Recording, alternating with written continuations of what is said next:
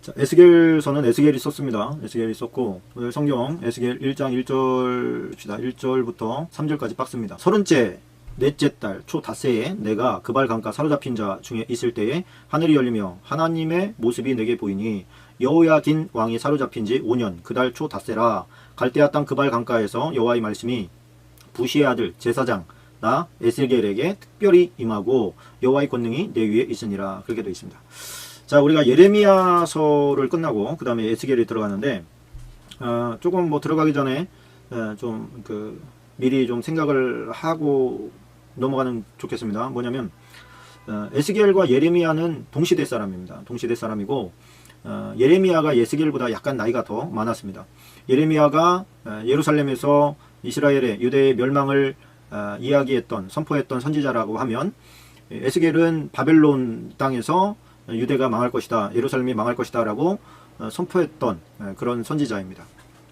오늘 보니까 에스겔이 뭐라고 하냐면 제사장이라고 합니다. 제사장 나 에스겔에게 특별히 임하고 뭐 그 스스로가 뭐 특별히 그러니까 좀 이상하긴 합니다만 어쨌든 에스겔은 제사장이었다. 그걸 우리가 좀 기억을 하고 있어야 됩니다. 근데 에스겔은 우리가 바벨론으로 잡혀갈 때에 끌려갈 때에 1차, 2차, 3차에 걸쳐서 이제 끌려갔다. 그렇게 말씀을 드렸습니다. 제가 표를 잠깐 보십시다. 이 표는 여러분들께서 그 성경책에다가 그 기록을 해 두시면 됩니다. 그 여백성경 옆에다가 이런 식으로 이렇게 쭉 그냥 옆에 참고적으로 이렇게 보고 나서 에스겔을 진행할 수 있도록 옆에다 그냥 그 볼펜으로 쭉 이렇게 적어 놓으시면 됩니다. 자, 조금 아까 얘기했던 에스겔과 예레미야는 동시대 사람이지만 예레미야보다 에스겔이 좀 더 젊었습니다. 그리고 에스겔은 바벨론에서, 예레미야는 예루살렘에서 유대가 망할 것을 선포했습니다. 그러니까 왜 에스겔은 바벨론에서 그 얘기를 선포를 할 수밖에 없었느냐? 2차 포로기 때에 바벨론으로 끌려갔기 때문에 그렇습니다. 포로로 끌려갈 때 1차, 2차, 3차 이렇게 끌려가게 되는데 1차 포로 때는 606년 이게 학자마다 약간 견해가 다릅니다. 1, 2년씩 차이가 나요. 그러니까 예를 들면 북이스라엘이 망한 해는 722년으로 보는 학자도 있고 721년으로 보는 학자들도 있습니다. 1차 포로는 BC 606년이다 이렇게 보는 분도 있고 605년이다 이렇게 보는 분도 있습니다. 그러니까 이게 1, 2년은 너무 오래된 세월이다 보니까 정확하게 수치적으로 계산하는 게 조금 애매합니다. 학술적으로는요. 그래서 1년 정도는 약간 차이가 좀 있다 이렇게 보시고 605년이라고 하시는 분도 있고 606년이라고 하는 분도 있어서 제가 이렇게 얘기를 하는 겁니다. 그거 605년인데요? 막 이렇게 얘기하지 말고 그냥 그런가 보다. 1년 정도는 그냥 차이가 나나 보다 이렇게 생각하시고 넘어가면 좋겠습니다. 그때 다니엘과 세 친구들이 포로에 포함되어지지요. 이때의 포로는 좀 다릅니다. 이때의 포로는 2차 포로 때와 1차 포로 때는 좀 다른데 1차 포로 때는 고관 대작의 그 자제들을 데려갔다. 그렇게 제가 일전에 이제 설명을 했습니다. 왜요? 그 바벨론 제국이 워낙에 그 확장을 하다 보니까 똑똑한 인재가 부족했습니다. 그래서 그 인재 등용을 위해서 고관 대작들이라고 하는 것은 학문을 이미 경험한 사람들이라고 생각하시면 됩니다. 가난한 사람들은 글을 배우거나 책을 보거나 할 수 있는 기회 자체가 없었기 때문이죠. 근데 이 2차 포로 때는 여호야긴 때거든요. 여호야긴은 19대 왕입니다. 20대 왕이 시드기야죠. 시드기야 때 유대가 망했으니까 그 망하기 바로 전 여호야김이 등극한 지 얼마 안 돼가지고 바벨론에 잡혀가게 됩니다. 이때 이제 1만 명 정도가 이제 숫자적으로 기록이 되어 있는데 1만 명은 다 포함된 건 아니고 이제 작년 남자들만 포함이 된 거라고 이렇게 볼 때에 굉장히 많은 사람들이 적어도 3만 명, 4만 명 정도는 어린아이까지 끌려가지 않았겠는가 이렇게 보는 것이죠. 그 가운데 에스겔도 있습니다. 그런데 이때에 2차 포로로 잡혀갈 때는 1차 포로로 끌려갈 때랑은 많이 다릅니다. 이때는 이제 어떤 공무원을 만들려고 데리고 간 거라면 이때는 노예로 부리기 위해서 잡혀간 거거든요. 그러니까 그 잡혀갔어도 하는 일들이 이렇게 벽돌 만들어서 굽고 이런 일들을 했던 아주 험한 일들을 해야만 했던 그런 상황입니다. 그렇게 오늘 본문에 보니까요. 사로잡힌 자 중에 있을 때에 그 30째 해라고 성경이 되어 있습니다. 그죠? 30째 초 닷새에 자 그때에 하나님의 환상이 나타났고요. 여호야긴 왕이 사로잡힌 지 5년, 그러니까 5년째 5년이 되었을 그때 그런 거예요. 그러니까 에스겔이 잡혀온 지가 5년째 되었다, 그런 뜻입니다. 끌려온 지 5년 만에 소명을 받았습니다. 그때 에스겔의 나이가 30세입니다. 자, 유대 멸망까지 6년간 말씀을 선포했습니다. 이 유대 멸망이란 게 뭐죠? 586년에 예루살렘이 완전히 다 이제 망하잖아요.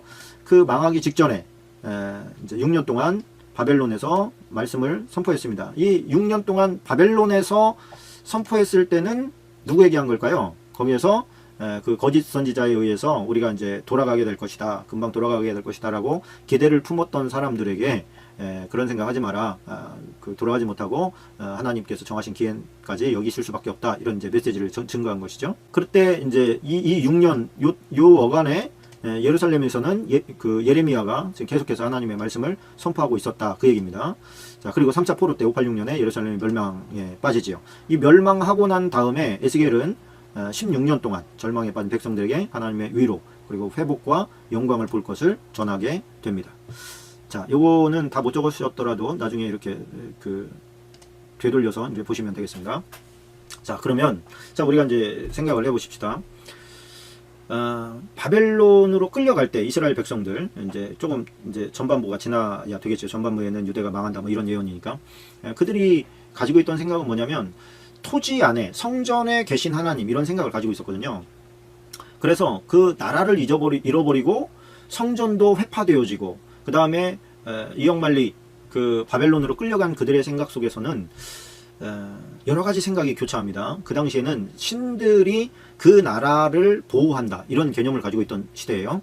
그러다 보니까 이 사람들이 바벨론으로 끌려갈 때, 그리고 자기들이 있던 성전이 회파되었고 또 나라가 망했잖아요. 그렇게 되었을 때 이 사람들의 생각은 뭐였냐면 우리의 신도 끝난 거다, 이렇게 생각을 한 거예요. 우리를 지켜줄 신도 끝난 거다. 또 하나님의 언약 백성으로서의 삶도 끝났다, 이런 절망, 절대 절망의 상황에 처해 버리게 된 겁니다. 그러나 이제 주님께서 보실 때 주님 그런 게 아니잖아요, 그죠? 성전이 있으나 없으나 주님은 주님이시고 하나님은 하나님이시기 때문에 그렇다고 해서 그 성전이 회폐되고 너희 나라가 망했다고 해서 내가 없어지는 게 아니다, 내가 멸절되는 게 아니고 사라지는 게 아니다. 이 바벨론이 너희들을 이겼지만 이 바벨론도 내 손아귀에서 다 지배당하고 있는 거고, 너희 주변 국가들도 다 망했지만 그 주변 국가들도 바벨론의 신에 의해서 정복된 것이 아니라 내가 그렇게 허락을 한 것이다. 그래서 이제 예레미야 후반부에 가보면 그 주변 국가들이 다 어떻게 망하는지에 대해서 다 하나님께서 말씀을 해주시죠. 뭐 에돔이라든지 블레셋, 이집트, 애굽이죠. 애굽, 또 아람, 암몬, 모압, 이런 나라들에 대해서 하나님께서 쫙 다 예언을 해주시는 장면이 나옵니다. 그런 얘기를 왜 해주시겠어요? 하나님은 고기의 집, 그 예루살렘에 갇혀 계시지 않는다. 하나님은 너희가 어디에 가 있든 다 그곳에도 함께 있다. 그것이 하나님께서 온 세계 열방 가운데 함께 계시고 다스리시는 주님이라고 하는 것을 각인시키는 것이고, 또 하나는 뭐냐면 제사장과 제사 시스템을 없애버리신 거예요. 하나님께. 이 바벨론의 포로로 잡혀가 있는 동안에 하나님께서 세우신 게 이제 회당제도예요. 회당제도. 이게 바벨론에 잡혀갔는데 한 군데 몰쳐 있을 수 없잖아요. 막 다 삼지사방으로 흩어져 있었단 말입니다. 그 흩어진 곳에서 이 사람들이 유대인 공동체를 만드는 거예요. 그 세계 가운데서도 우리는 우리가 이렇게 나라가 망한 것은 우리가 하나님의 말씀을 제대로 지키지 않았기 때문이다. 그러니 우리가 이제라도 하나님의 말씀을 잘 좀 순종하면서 살자. 말씀을 연구하고 읽고 깨닫자. 뭐 이런 어떤 소그룹 공동체들이 각 지역마다 다 생긴 거예요. 그리고 그게 이제 회당 제도가 나중에 이제 수룹바벨 성전이 세워졌고, 또 나중에 신약 시대 가면 헤롯이 이제 그 수룹바벨 성전을 보수하지 않습니까? 그 시대 이후에 이제 그 흩어진 유대인들 사회에서는 그 회당이 다 돌아가고 있었어요. 그리고 바울이 복음을 전한 것도 다 회당들이었죠. 그래서 하나님께서는 제사 제도와 제사장 제도를 없애버리세요. 거기서. 왜? 그 백성들이 의지했던 것이 제사장이거든요. 그리고 제사였어요. 그러니까 하나님을 의지해야 되는데 자기들의 죄를 용서해 주는 그 매개체였던 제사장들을 의지하고, 또 성전을 의지하고, 성전을 의지한다는 게 잘못된 겁니다. 성전에 계신다고 믿었던 하나님을 의지해야 되는데 성전 자체를 의지했던 거예요. 왜? 이방 신전에 그런 영향을 받은 것이죠. 이방 신전이야 그 신전에 그들의 신이 있다고 생각을 하니까. 그래서 이제 솔로몬의 기도도 또 이제 약간 그런 오해를 불러일으키기에 한 부분을 차지합니다. 뭐 이 성전을 보고 기도할 때 뭐 이렇게 막 솔로몬이 기도하면서 그 성전에 꼭 하나님이 갇혀 계신 것처럼, 그 안에 계신 것처럼 이렇게 착각하게 만들었죠. 그런데 이제 제사장들이 거의 사라지고 제사 드릴 수 있는 성전이 없으니까 제사장들의 의미가 없어진 거예요. 그러다 보니까 그들이 회당을 만들게 되고 그 회당에서 소그룹으로 하나님의 말씀을 배우게 됩니다. 더 세밀하게 배울 수 있는 그런 환경으로 하나님께서 바꾸시고 어디에나 계신 하나님, 그 어디에나 계신 하나님을 그들로 느끼게 하는 것을 우리가 보게. 그래서 우리가 오늘 이제 하나님의 말씀을 볼 때 잡혀간 지 5년째 되었을 때 에스겔에게 임했는데, 에스겔이 이때가 30살이거든요. 30세 30째 해라고 하는 거에 있어요. 30째 해라는 것은 뭐냐면 내 나이 30에 그런 뜻입니다. 내 나이 30에 하나님의 그 하늘이 열리고 하나님의 이상을 보게 되었다. 자, 그런데 그럼 왜 30살이냐 이런 게 나오겠죠. 우리가 지난 시간에도 몇 번 나눴습니다만 30살에 어떤 하나님의 부르심을 받아서 실제적으로 일하는 것들이 굉장히 많습니다. 뭐 예수님이야 당연히 30살에 일을 하셨지만 다윗도 30살에 일을 하고요. 뭐 누굽니까? 또 요셉이 30살에 총리가 됐죠. 에스겔도 30살에 사역을 시작하지요. 왜 그러냐? 그러면 30살부터 제사장은 30살부터 50세까지입니다. 그러니까 군인은 20세부터 들어가요. 군인은 성년, 그러니까 장년은 20세부터 들어가지만 제사장은 특별히 30살부터 일하게 되어 있습니다. 그 전에는 예행 연습을 쫙 하다가 25살이 되어지게 되면 이제 수습으로 들어가요. 수습으로 들어가서 제사장의 직임을 옆에서 다 지켜봅니다. 그 전에 레위인들이, 제사장들이 하는 일은 뭐냐면 레위기를 다 외워버리는 거예요. 다 암기해버리는 거예요. 뭐 하나 틀림없이 틀리지 않고 그 어떤 제사 의식을 다 하기 위해서. 그리고 25살부터는 이제 실제적으로 들어가서 수습 기간을 거쳐서 30살에 딱 임관을 하는 건데, 이게 25살에 포로로 끌려와 버렸잖아요. 포로로 끌려왔는데 그거를 제사장이 되려면 지켜야 될 게 얼마나 많은지 몰라요. 음식 교례부터 시작해가지고 뭐 이것도 하면 안 되고 저것도 하면 되고 부정한 건 만지면 안 되고 막 별게 다 있어요. 그런데 이게 포로로 끌려와가지고 어떻게 먹을 거 안 먹을 거를 가려 먹고, 어떻게 부정한 거는 만지고 안 부정한 건 만지고, 어떻게 그런 것들을 할 수 있겠느냐 말이에요. 그래서 제가 이 에스겔이 특별히 선택된 이유를 제가 4장에서 제가 찾았는데 조금 이따 나누겠습니다만, 4장에 보면 이런 말씀이 나와요. 4장 12절인데 너는 그것을 보리떡처럼 만들어 먹되 그들의 목전에서 인분 불을 피워 굴지니라. 그렇게 되어 있는데 14절에 보니까 이런 말이죠. 내가 말하되 아하 주 여호와여 나는 영혼을 더럽힌 일이 없었나이다. 어려서부터 지금까지 스스로 죽은 것이나 짐승에게 찢긴 것을 먹지 아니하였고 가증한 고기를 입에 넣지 아니하였나이다. 그러니까 제사장이 지킬 규례를 지금 뭐라고 하는 거예요? 포로로 끌려왔지만 나는 여기서도 지금 그 제사장이 마땅히 해야 될 그런 어떤 성결한 그런 행위를 계속해오고 있습니다. 제사는 드릴 수 없지만 난 지금까지 이제 내가 제사장이라고 생각을 하고 그렇게 살아온 걸 하나님 아시지 않습니까? 왜 인분에다가 그러니까 똥이죠, 똥에는 가스가 이렇게 포함되어서 나오기 때문에 그 불을 나중에 마른 똥을 갖다가 불을 붙이면 이렇게 좀 화력이 있어요. 거기다가 이제 구워 먹어라 그랬더니, 인분은 원래 부정한 것으로서 넣고 나서는 흙으로 덮어버려야 되는 거거든요. 그러니까 나는 그 부정한 것을 지금까지 입에 대지 않았습니다, 하나님. 이런 얘기를 하는 거예요. 포로 상황에서. 이것이 어디서 볼 수 있냐면 뭐라고 그래요? 제사장 나 에스겔, 이렇게 자기 아이덴티티예요. 정체성을 나는 제사장이야. 난 제사장이라서 내가 포로로 끌려왔지만 여기서도 나는 내 몸을 더럽힐 수 없어. 이런 확고부동한 그런 정체성을 가지고 살더라는 거예요. 이게 이 시대 가운데 우리에게도 꼭 필요한 거 아니겠습니까? 우리가 하나님 안에서의 정체성을 잃어버리면 우리는 거룩성을 어디서 찾을 거예요? 나는 하나님의 사람이야. 나는 하나님의 백성이야. 하나님의 자녀야. 그래서 난 그런 거 할 수 없어. 부정한 것 할 수 없어. 더러운 짓 할 수 없어. 하나님께서 싫어하는 것 할 수 없어. 라고 자기 스스로가 딱 정확하게 자기 정체성을 갖지 않으면 이 시대는 호락호락하지 않습니다. 이 포로로 잡혀갔을 때 막 너무너무 낮에 힘든 노동을 하고 배고픈데 말이죠. 저녁에 예를 들어서 돼지고기 볶음이 나왔어요. 못 먹는 거예요. 그런데 에스겔은 안 먹었다는 거예요, 차라리. 그러니 하나님의 은혜가 그에게 부어질만 하지요. 그 얼마나 자기 절제를 했다는 얘기입니까? 우리가 하나님의 사람으로서 에스겔의 삶을 보면 정말 그렇지요. 나도 그런 삶을 살아야 되겠다. 좀 하나님께서 싫어하는 것은 내가 하나님의 자녀니까, 하나님의 사랑받는 존재니까 절대로 해서는 안 되겠다. 이런 자기 결단이 있어야 될 줄로 믿습니다. 자, 2장으로 넘어갑니다. 2장 3절로 5절입니다. 2장 3절로 5절까지 박스입니다.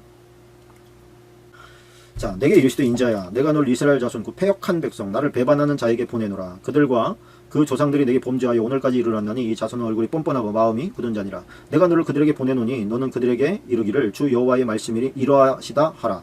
그들은 패역한 족속이라. 그들이 듣든지 아니 듣든지 그들 가운데 선지자가 있음을 알지니라. 자, 그 바벨론 상황 가운데서 하나님께서 에스겔을 택하시사 그들에게 에스겔에게 말씀을 주시고 이것을 가서 전하라.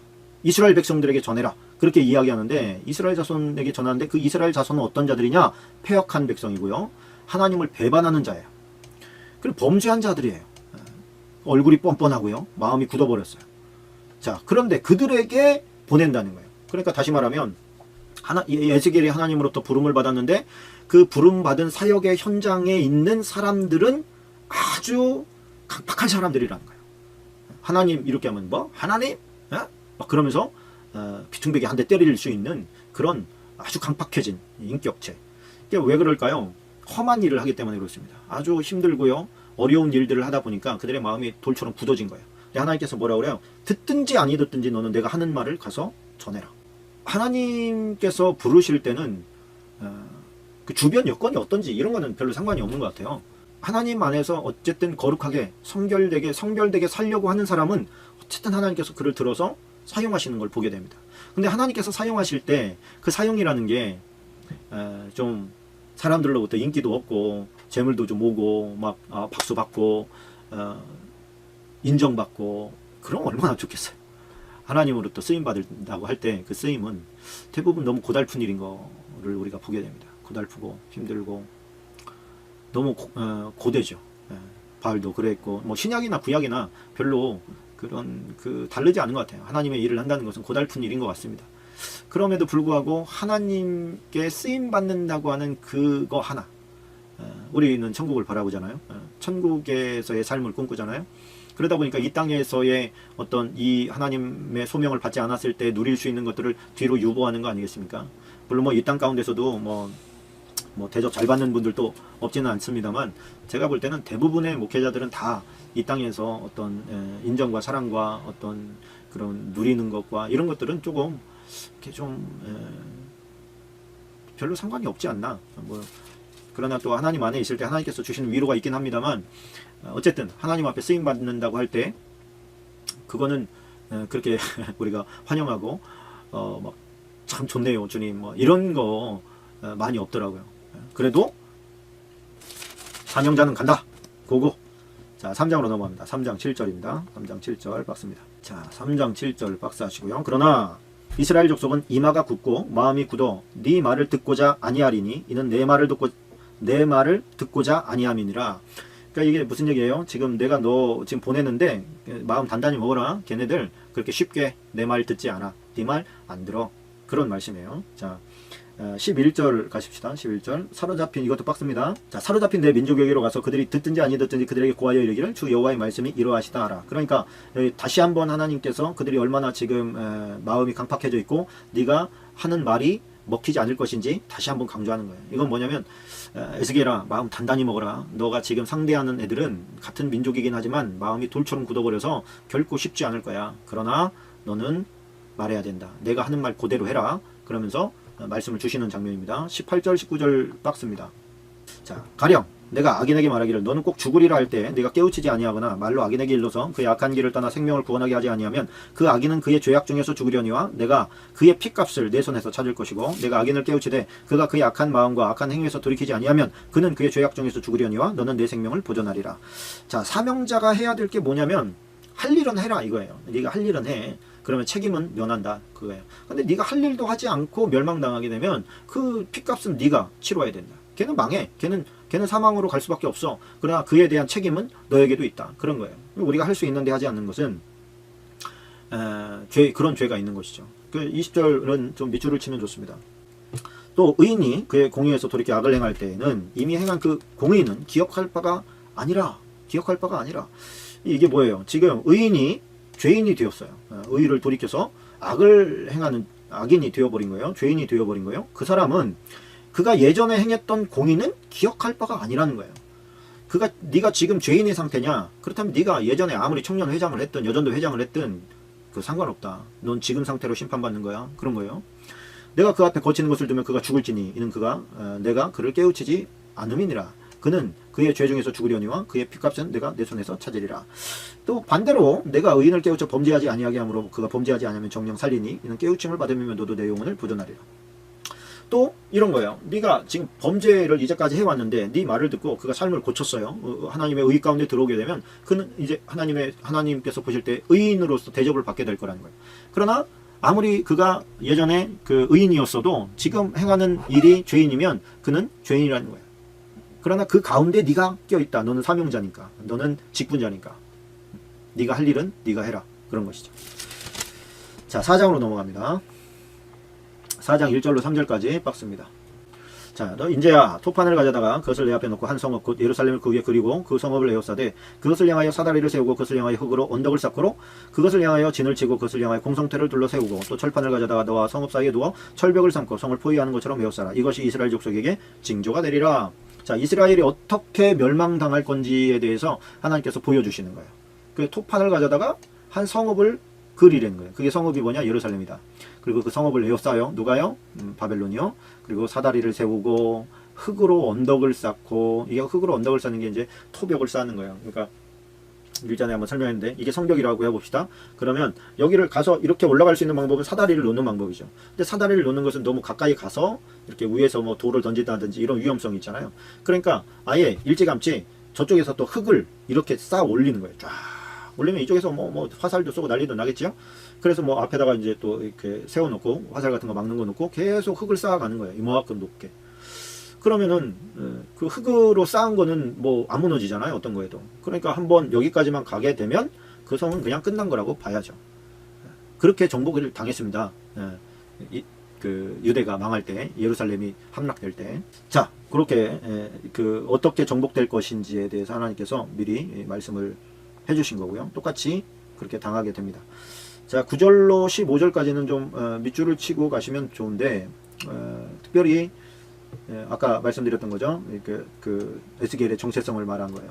물도 6분의 1 흰식되어 때를 따라 마시라. 는 그것을 보리떡처럼 만들어 먹되 그 목전에서 인분불을 피워 그을지니라. 하나님께서 이렇게 요구하셨죠. 근데 에스겔이 뭐라고 합니까? 내가 말하되 주 여호와여 나는 영혼을 더럽힌 일이 없었나이다. 어려서부터 지금까지 스스로 죽은 것나 짐승에 찢긴 것을 먹지 아니하였고 가증한 고기를 입에 넣지 아니하였나이다. 여기서 이제 가증한 고기라고 하는 것은 부정한 고기이기도 하지만은 또 신성하게 바쳐졌던, 그러니까 사드락 메삭 아벳느고가 먹지 않겠다, 다니엘이 먹지 않겠다 얘기했던 그 고기를 말하는 겁니다. 똑같이 에스겔도 나도 그런 거 먹지 않았습니다. 하나님, 목숨 걸고 나는 지금 나의 지금 그 제사장 직분을 지키려고 애를 쓴 겁니다. 그러니까 많은 사람들은 이미 포로로 끌려왔을 때 그냥 포기했을 거예요.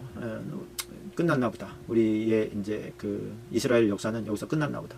다시는 성전으로 갈 수도 없고 가봐야 다 회파됐으니 우리의 직임을 감당할 것은 없다. 여기서 이제 어떻게 하면 생명 부지하면서 살까? 그거 고민하면서 살아야 되겠다. 이렇게 했을 텐데 대부분 사람들은 다 그렇게 했다는 거 아닙니까? 에스겔은 그 정체성을 내려놓지 않고 그 악조건 가운데서도 자기에게 부여된 그 하나님의 의무, 그 책임, 그것을 다하고 있었다. 그것이죠. 참 그 당시에는 음식으로 자신을 그 거룩하게, 부정한 것을 먹지 않음으로 말미암아 자기를 거룩하게 만드는 것이었다면, 지금은 신약시대에 뭐 디모데전서 4장 5절에 나온 대로 하나님의 말씀과 기도로 거룩하여짐. 지금 우리가 이 에스겔처럼 죽어도 놓지 않아야 될 우리의 정체성은 뭐냐면 하나님의 말씀을 읽는 것과 기도하는 거예요. 하나님의 말씀을 읽고 기도하는으로 말미암아 우리가 거룩해진다고 성경은 이야기하고 있습니다. 그러면 그거를 놓으면, 내가 성경 말씀도 읽지 않고 기도 생활도 하지 않으면 우리는 당연히 더럽혀지는 거예요. 우리가 생각할 때는 그래도 나는 그렇게 많이 더러워진 것 같지 않은데요, 이렇게 말할지 모르지만 하나님께서 마음을 보실 때는 그 마음을 씻어내는 것이 없는 것이죠. 하나님의 말씀과 기도로 거룩해지는데 말씀도 없고 기도도 없으면 하나님께서 보실 때 하나님이 정결케 하는 방법이 없는 거예요. 우리가 지금 에스겔처럼 어떤 하나님의 인정과 사랑과 또 하나님께 쓰시는 사람이 되려면 하나님의 말씀과 기도로 거룩해지는 것을 고수하고 끝까지 그것을 가지고 가셔야 됩니다. 그러시기를 주님의 이름으로 축원합니다. 자, 5장으로 넘어갑니다. 자, 5장 9절로 10절입니다. 9절로 10절 박스입니다. 내 모든 가증한 일로 말미암아 내가 전무후무하게 되게 내릴지라. 그리한즉 내 가운데서 아버지가 아들을 잡아먹고 아들이 그 아버지를 잡아먹으리라. 내가 벌을 내게 내리고 너희 중에 남은 자를 다 사방에 흩으리라. 자, 이게 이제 마지막 그 뭡니까, 예루살렘 성을 2년 동안 포로 이렇게 포위하고 있잖아요. 그때 이제 그 성 안에서 뭐 사람 잡아먹는 인육의 그런 그 현장들을 보게 되죠. 그 비슷한 일이 그 누굽니까, 북이스라엘 때 이제 그런 비슷한 일이 일어납니다. 엘리사 시대였죠. 그 성이, 사마리아 성이 이제 뭐 함락 직전에 이제 다 이렇게 뭐라 그럴까요, 막 포위 당하고 했을 때 막 사람 잡아먹고 그러지 않습니까? 엘리사의 목이 붙어 있으면 내가 뭐 너무 가만히 놔두질 않겠다 이렇게 얘기했던 기록이 나죠. 이렇게 포위가 계속 되어지면 양식이 떨어지게 되고, 양식이 다 떨어지게 되면 이제 그렇게 되나 봐요. 뭐 우리가 어떻게 이게 육식 인간을 먹나 막 이렇게 생각할 수 있는데, 참 비참하게 너희가 망하게 될 것이다 라고 하는 것을 예언하게 하십니다. 에스겔서 6장으로 넘어갑니다. 에스겔서 6장 4절 5절 박습니다. 너희 제단들이 황폐하고 그냥 제단들이 깨뜨려질 것이며 너희가 죽임을 당하여 너희 우상 앞에 엎드러지게 할 것이라. 이스라엘 자손의 시체를 그 우상 앞에 두며 너희 해골을 너희 제단 사방에 흩으리라. 이스라엘이 그 멸망하게 된 이유가 뭐예요? 사방 천지에 다 우상들을 만들었기 때문에 그렇습니다. 뒤쪽으로 가면 나오겠습니다만, 여호와의 전 성전 안에도 은밀한 곳에서는 우상 숭배가 행해지고 있었습니다. 그리고 온 천지가 다 우상을 섬기는데 하나님께서 어떻게 심판을 하지 않겠어요? 너희들이 목이, 너희들의 해골이 그 사방에 제단, 하나님의 제단이 아닙니다. 이방 우상들을 섬기던 그 대방 사방에 흩어 있으리라. 니들 신들이 너희를 건져낼 것 같으냐? 뭐 이런 하나님의 준엄하신 말씀이신 거죠. 넘어가겠습니다. 7장입니다. 7장 8절 9절. 자, 8절 9절 박스입니다. 제가 박스입니다를 안 하면 그건 그냥 밑줄 치시면 되는 거예요.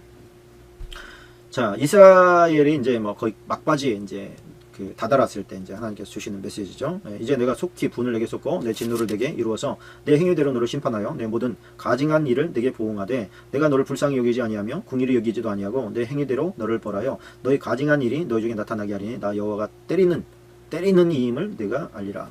심판하시는 자라는 거예요. 잘못할 때는 그 책망하시고 가격하시는 하나님이라는 거예요. 우리가 계속해서 사랑의 하나님만 강조할 것이 아닌 것이, 구약도 마찬가지지만 신약도 마찬가지입니다. 하나님께서 끝까지 영원토록 참으시는 분 아니라고 말하잖아요. 때가 되면 하나님께서 엄벌하시고 심판하시는 분이십니다.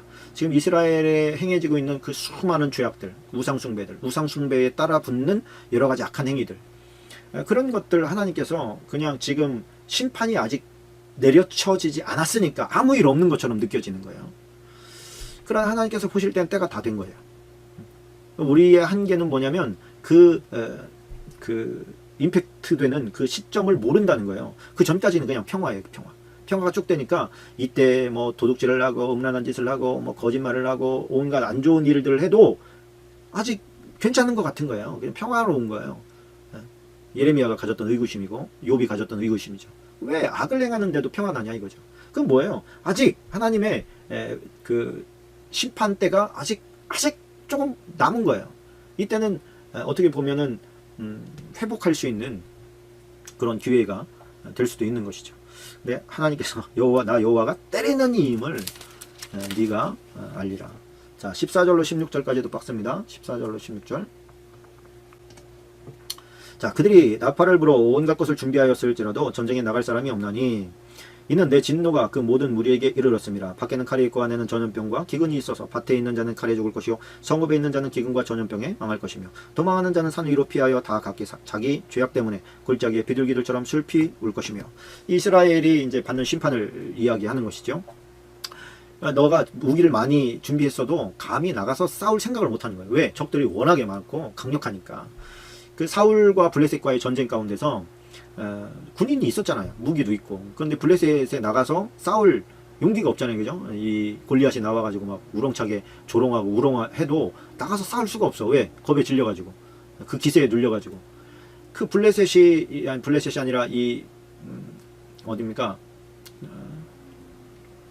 바벨론이 엄청난 군대로 둘러쌌을 때 무기가 있다 한들 나가서 싸울 수가 없는 거예요. 그리고 가만히 있자니 안에는 막 병도, 전염병도 생기고 사람도 죽어가고 먹을 거는 없고 이런 상황이 벌어지게 됐어요. 성 밖으로 나가면 나가서 죽고, 안에 있자니 안에서 병들어서 죽기도 하고, 뭐 그런 여러 가지 상황이 되는 거예요. 그렇게 심판이 딱 닿으니까 그제서야 뭐래요? 다 슬피운대요. 다 죽게 되었구나. 희망이 없구나. 그제서라도, 그때라도 만약에 그 포로가 아니라 그 둘러싸움을 당했을 때라도 그 성 안에 있던 사람들이 간절히 회개하고 기도했으면 하나님께서, 저는 하나님의 성품상 반드시 살려줬을 거다, 그렇게 생각합니다. 반드시 살려줬을 거다.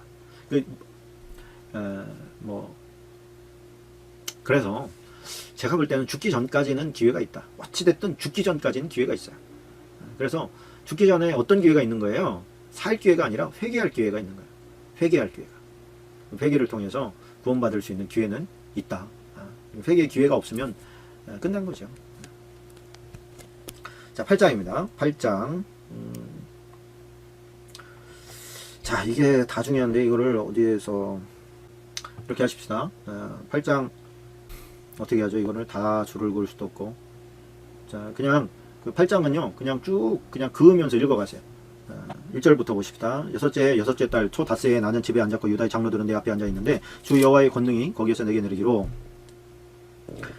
내가 보니 불같은 형상이 있더라. 그 허리 아래의 모양은 불같고 허리 위에는 광채가 나서 단쇠 같은데 그가 손 같은 것을 펴서 내 머리털 한 모숨을 잡으며 주의 영이 나를 들어 천지 사이로 올리시고 하나님이 환상 가운데 나를 이끌어 예루살렘으로 가서 안뜰로 들어가는 북향한 문에 이르시니 거기는 질투의 우상 곧 질투를 일어나게 하는 우상의 자리가 있는 곳이라. 자, 계속 밑줄 치고 있죠. 자, 보니까 하나님의 어떤 형상 같은 게 있어요. 이것이 정확히 무엇인지 우리는 모릅니다. 근데 머리털을 하나 딱 잡아가지고 나를 쭉 들어 올렸어요. 그러더니 그 하나님의 환상 가운데서 나를 어디로? 예루살렘으로 가서, 지금 어딘데? 지금 바벨론에 있는데 그 머리끄댕이를 이렇게 잡아서 나를 들어 올려서 천지 가운데 있는 가운데서 예루살렘까지 옮겼다는 거예요. 그러니까 이건 이거 환상이라고 봐야 되겠죠. 환상이라고 볼 수도 있고 실제로 하나님께서 그를 옮기신 걸로도 볼 수 있겠죠. 거기에서 이스라엘 하나님의 영광이 거기에 있는데 내가 들어서 들에서 본 모습과 같더라. 그가 내게 이르되 인자야 이제 너는 눈을 들어 북쪽을 바라보라 하시기로, 내가 눈을 들어 북쪽을 바라보니 제단문 어기 북쪽에 그 질투의 우상이 있더라. 5절에 보니까 어디에? 제단문 어기 북쪽에 질투의 우상이 있어요. 자, 조금 넘어가십시다. 7절 가보십시다. 7절에 보니까 그가 나를 이끌고 뜰 뒷문에 이르기를 내가 본즉 담에 구멍이 있어요. 어떤 문에? 성전인데 성전에 구멍이 있어요. 그가 내게 이르되 인자야 너는 이 담을 헐라 하시기로, 내가 그 담을 허니 한 문이 있어요. 또 내게 이르 들어가서 그들이 거기에서 행하는 가증하고 악한 일을 보라 하시기로, 내가 들어가 보니 각양 곤충과 가증한 짐승과 이스라엘 족속의 모든 우상을 그 사방 벽에 그렸고 이스라엘 족속의 장로 중 70명이 그 앞에 섰으며 사반의 아들 야사냐도 그 가운데 섰고 각기 손에 향유를 들었는데 향연이 구름같이 오르더라. 자, 이게 성전에서 지금 무슨 짓거리를 하고 있는 거예요? 그 각양 곤충, 짐승, 우상들을 사방에 그렸어요. 성전 안으로 우상을 들여놓지는 않았는데 어떤 구멍이 있는 거예요. 그래서 구멍을 헐어라 그래가지고 막 헐어서 들어가 보니까 그 안에 이스라엘을 대표하는, 유대를 대표하는 70명의 장로들과 그 다음에 야샤냐도 그 앞에서 분향을 하고 있어요. 향로를 들었다는 것은 제사장이라는 뜻이거든요. 제사장이라는 자들과 민족의 리더라고 하는 자들이 지금 다 뭐하고 있는 거예요? 우상 숭배하고 있는 거예요. 어디서? 성전에서. 그러면서 그들이 뭐라고 하느냐? 여호와께서 우리를 보지 아니하시고 여호와께서 이 땅을 버리셨다. 우리가 하나님께서 버리지 않고야 우리가 어떻게 그런 지금 고통 가운데 처하고 있는데 하나님께 돌보시지 아니하겠느냐? 하나님께서 저 블레셋 신에게 밀려가지고 떠나셨다. 이 땅을 버리고 도망가셨다. 이렇게 지금 탄식을 하는 거예요. 그러면서 뭐라고 합니까? 여호와의 전으로 들어가는 북문에 이르시기로 보니 거기에 여인들이 앉아서 담무스를 위하여 애국하더라. 이 담무스가 뭐라고 그랬어요? 바벨론 신이라고 그랬잖아요. 바벨론 신. 이 바벨론이 자기들을 치러 왔는데 그 바벨론 신에게 구해서 자기들이 지금 어떤 궁유를 얻게 해달라, 아니면 승리를 가져다 달라, 지금 그러고 있다는 거예요. 성전에서. 여러분 그런 광경을 만약에 보시면 어떻겠습니까? 이게 이제 우리가 볼 때 외면은 좀 성도 같아. 예를 들어서 예배당에 가, 깨끗한 옷을 입고 그래요. 그런데 그 내면을 들여다본 거 아닙니까? 지금 에스겔이 그 조그만 문, 그 조그만 구멍을 통해서 그 내면을 들여다봤더니 그 내면에는 온갖 더럽고 부정한 것들이 가득한 거예요. 이게 이제 현대 크리스천들의 어떤 변질된 모습 아니겠습니까? 외형적으로는 성도인데 무늬만 성도인 거예요. 내면을 들여다보면 온갖 더럽고 추하고 세상적인 온갖 악하고 음란한 것들이 가득한 거야. 근데 본인은 깨끗한 줄 알아. 그 12절을 보니까요. 또 내게 이르시되 인자야 이스라엘 족속의 장로들이 각각 그 우상의 방한 어두운 가운데 생하는 것을 내가 보았느냐. 그러기를 그러면서 이제 말하는 거죠. 이 12절도 밑줄을 좀 쳐놓으시면 넘어가겠습니다. 자, 9장 14절로 16절까지 박스입니다. 14절로 16절입니다. 그가 또 나를 데리고 여호와의 전으로 들어가는 북문에 이르기를 내가 보니 거기 여인들이 한번 잠못을 위하여 애국하더라. 그가 또 내게 이르시되 인자야 내가 그것을 보았느냐 너는 또 이보다 더 큰 가증한 일을 보리라. 그가 또 나를 데리고 여호와의 성전 안뜰에 들어가시니라. 보라 여호와의 성전 문 곧 현관과 제단 사이에서 약 25명이 여호와의 성전을 등지고 땅을 동쪽으로 향하여 동쪽 태양에게 예배하더라. 태양 숭배를 하더라는 거예요. 그러니까 예루살렘에 지금 막 차고 넘치는 이 우상 숭배. 우리나라도 그 일제시대 때 동방배례라는 게 있어요. 아침에 태양이 떠오를 때 그 태양을 향해서 절하는 거예요. 인수하는 거예요. 우리 그 당시 조선 아닙니까? 이 조선의 크리스천 리더들, 목사님들이 이 그 신사참배는 반대하는 분들이 꽤 많았대요. 근데 동방배례는 이게 반대하는 사람이 많지 않았다는 겁니다. 그냥 태양 떠오르는 태양을 보면서 거기다가 절하는 것은 인사하는 것은 그것은 별로 시비를 안 걸었다는 거예요. 그 어떤 타협을 한 것이죠. 태양이 뭐예요? 일장기 아닙니까? 일장기에 있는 게 이제 태양 아니에요? 떠오르는 태양. 그 태양에 인사를 한다는 것은 결국에는 일본에 이제 인사를 하는 것인데 그것은 그냥 대충 유야무야 이렇게 넘어갔다는 거예요. 그것도 역시 우상 숭배라는 겁니다. 자, 9장으로 넘어갑니다. 9장 4절로 6절까지 박습니다. 지금 계속 보여주시는 게 뭐예요? 유대가 망할 수밖에 없는 이유를 지금 계속해서 보여주시는 거예요, 하나님이. 그러면 여기에서 우리는 뭐를 얻어야 됩니까? 지금 내 안에 있는 우상은 뭐냐? 내가 지금 내 안에 있는 버려야 될 우상은 뭐냐? 지금 그거 하나님께서 지금 계속 보여주고 계신 거죠. 그걸 버려야 됩니다. 그래야 삽니다. 자, 여기서 보니까 하나님께서 참 기가 막힌 말씀을 주셔요. 여호와께서 이르시되 너는 예루살렘 성읍 중에 순행하여 그 가운데 생하는 모든 가증한 일로 말미암아 탄식하며 우는 자의 이마에 표를 그리라. 이게 뭐예요? 지금 그 제사장도 지금 타락했고 70장로도 다 타락했는데 그 타락해서 우상 숭배를 하는 모습을 보고 가슴을 치면서 우는 사람들이 있었다는 거예요. 당신들이 그러면 망하잖아, 이 나라가. 당신들이 그러면 하나님께서 이 나라를 벌하실 수밖에 없잖아. 그러면서 땅바닥을 치고 옷을 잡아뜯으면서 우는 사람들이 있었다는 거예요. 하나님께서 뭐라고 그래요? 그들의 이마에 표를 그리라는 거예요. 하나님의 도장 찍으라는 얘기죠. 그러면서 뭐라고 하십니까? 그들에 대하여 내 귀에 이르시되 너희는 그를 따라 성읍 중에 다니며 불쌍히 여기지 말며 궁유를 베풀지 말고 쳐서 늙은 자와 젊은 자와 처자와 어린이와 여자를 다 죽이되 이마에 표 있는 자에게는 가까이 하지 말라. 내 성소에서 시작할지니라 하시매 그들이 성전 앞에 있는 늙은 자들로부터 시작하더라. 그러니까 심판이 가장 먼저 행해진 게 어디라고요? 성전인데 성전에서 가식쟁이들이 먼저 심판을 받아요. 하나님을 진짜로 섬기지 않는 애통함이 없고 어떤 죄를 범하면서 타락해져 가는 자들을 보면서 안타까워하는 그 마음이 없는 외식적이고 가식적이고 성전에 와 있으면서 우상 숭배하는 그런 자들부터 제거된다. 그런 자들부터 심판을 당한다. 왜 이런 일이 벌어졌느냐면 이게 성소 안까지 막 우상들이 쳐들어오던 때가 므낫세 때입니다. 므낫세, 히스기야의 아들. 이 히스기야의 아들 므낫세가 50여 년을 통치하면서 온 똥밭을 만들어 놨다고 그랬잖아요. 막 다 성전까지 그냥 다 우상들을 집어넣은 거예요. 그러니까 하나님도 섬기고 뭐 아세라도 섬기고 바알도 섬기고 막 별의별 이집트 신들도 다 갖다 놓고 그러면서 왕이 하니까 뭐 그런 줄 알았어요. 요즘으로 치자면 법으로 제정을 해놓으니까 그게 다 그냥 그렇게 해도 되는 건 줄 알아. 법으로 제정을 했어도 하나님의 법이 아니라고 하는 것은 아니라고 얘기를 해야 돼요. 근데 법으로 제정을 했으니까 괜찮아. 이렇게 가는 거예요. 하나님의 법과 세상법이 같이 가는 경우는 많지 않았어요. 이마에 표를 받는 하나님의 도장을 받는 이 사람들의 특징이 뭐예요? 자기 문제가 아니에요. 민족의 문제, 또 지금 변질되어 있는 타락해져 있는 사람들에 대한 부담감, 그들에 대한 안타까움, 이게 이제 주님의 마음 아니겠습니까? 그런 마음을 가지고 그들을 안타까워하고 자기 자신을 점검하면서 바로 세우려고 애쓰는 사람들, 그 사람들이 바로 하나님의 도장받는 사람입니다. 주변 사람들을 위해서 이제 기도하고 탄식해야 될 책임이 우리에게 있는데 뭐 탄식하면서 울려면 그래도 우리가 그냥 되지는 않잖아요. 뭔가가 있어야 돼요. 우리가 말씀에 대한 지식이 있어야 일단은 우리나라도 지금 이렇게 그 타락하고 하나님께 주신 축복을 가지고 범죄하고 쾌락을 즐기는데 사용해 나가고 이러면 하나님으로부터 징계를 받을 수밖에 없는 것이죠. 문제는 뭐냐면 하나님을 믿지 않는 사람들이 문제가 아니라 하나님을 믿으면서 역시나 마음을 더럽히는 사람들 때문에 그게 문제인 거예요. 세상 사람들은 원래부터 창조 이후로 아담과 하와 타락 이후로 다 계속 타락해 왔습니다. 하나님께서 유심히 보는 건 뭐예요? 하나님의 사람이에요. 하나님의 사람, 예배자. 그런데 그 예배자가 변질되어 있으면 하나님의 심판이 그들부터 임한다는 거예요. 경건한 삶을 살려고 하는 의지가 없어도 탄식이 나오지. 경건한 삶을 살려고 애쓰면 애쓸수록 탄식이 나와요. 자기 자신에 대한 탄식도 나오죠. 하나님, 나 정말 바르게 살고 싶은데 잘 안 됩니다. 왜 이렇게 계속 이렇게 이런 인생을 살아야 됩니까? 그 경건한 삶에 대한 갈망이 있을 때 탄식이 나와요. 그러니까 뭐 구원받기 위해서 가식적으로 떠는 그런 탄식은 나올 수가 없지요. 진짜로 나와야 돼. 진짜로 나와야 되는데 쉬운 문제는 아니죠.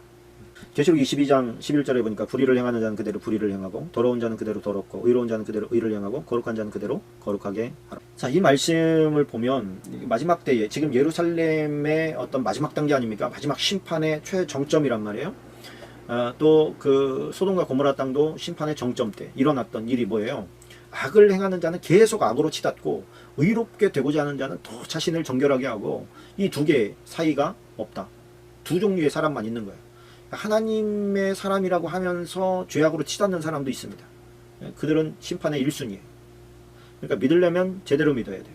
똑바로 믿어야 돼요. 안 믿으려면 말고. 아니 하나님 믿는다고 포기하는 것도 있잖아요. 그러면서 어정쩡하게 믿다가 지옥 가느니 아예 쌈박하게 깨끗하게 놀다가 지옥 가. 그게 낫지.